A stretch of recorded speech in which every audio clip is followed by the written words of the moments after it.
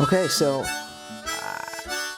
harmonica has become so integral to who I am and my identity and everything, and I just want to go back and tell you how I got into it.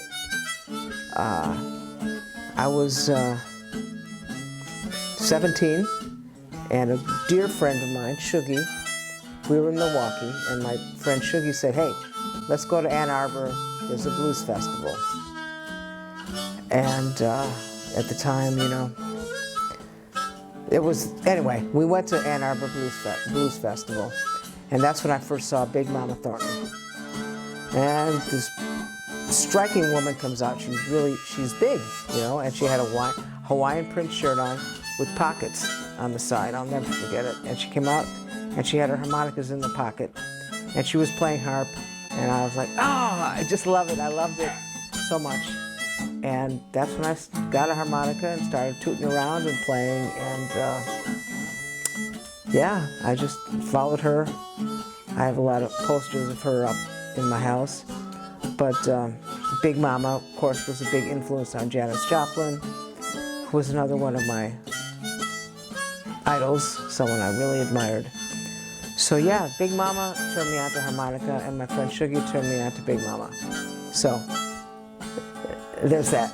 And Shuggy has passed away, but I always think of her dearly, and I thank her for turning me on to Big Mama. So that's it. I don't know, when you called me to ask me to even interview me, I was a little shocked. But, you know, once again, the music thing, and another musical thing is I get to work at KMUD. I get to volunteer at KMUD and share my music. And that's another blessing we have. We should never, ever take that for granted. Especially in these days of misinformation. We've had our pledge drives in a different way now because of the pandemic. But people keep supporting us, and all the people that work there, they've been very safe. So I haven't actually been in the studio for months. 6 months, 7 months. So I do it, you know, I call in and I make a list. And Heather's been engineering for me, coming into the studio and doing the show. So I'm grateful for that. And yeah, KMUD, yay KMUD. That's another unique thing. A lot of independent radio stations did not make it. But even, what really struck me is even when people had less money, back in the day they'd drop $500 or $1,000. And now people, you know, $10 a month or whatever works for them. And we keep going. We keep going, and that's wonderful. I mean, that's important, and that's important to me.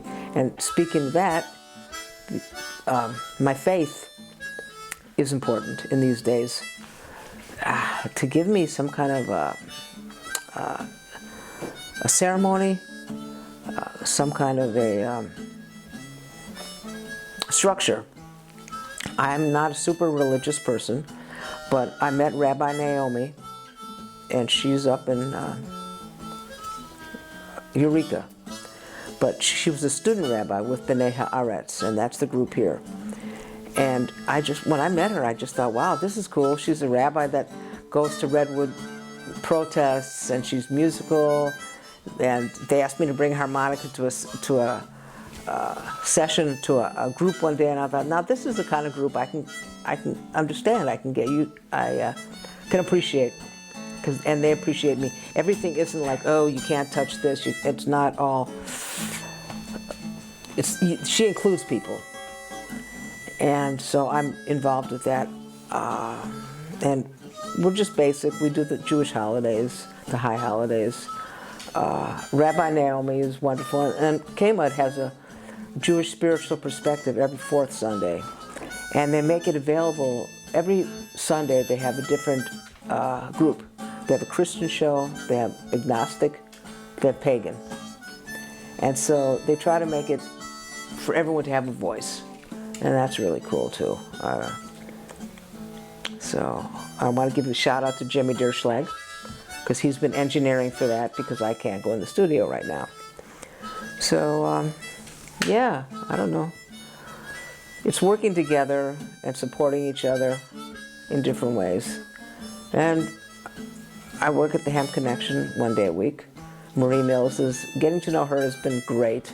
She's a powerful woman, I'll tell you that. She's determined and strong and funny. And I would say that she should be interviewed for this. She's on your list? Good, because she's amazing. She's kind, she's bullheaded, she's forced to be reckoned with, that's for sure.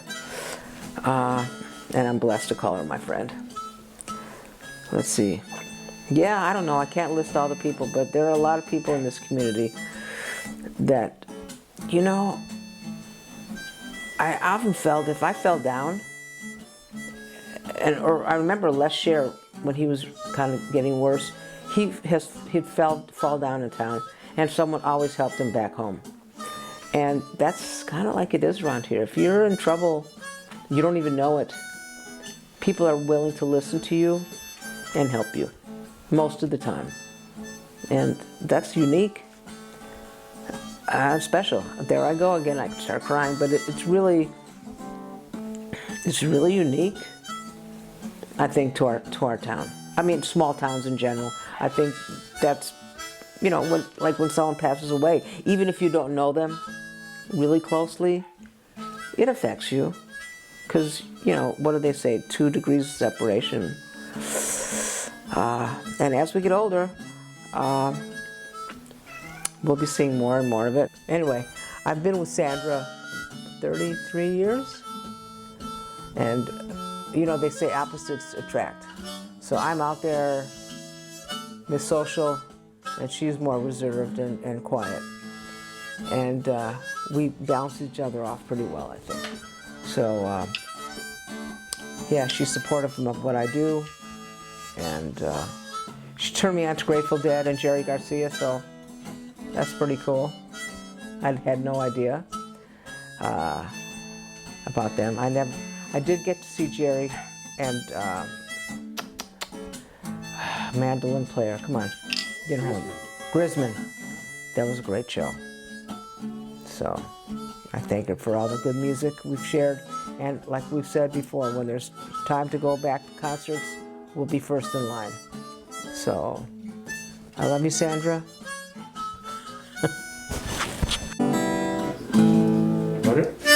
How about if you lead in with what you want to play, and then I'll just come in? Okay, sure. Does that sound all right? Yeah. This will tick you off.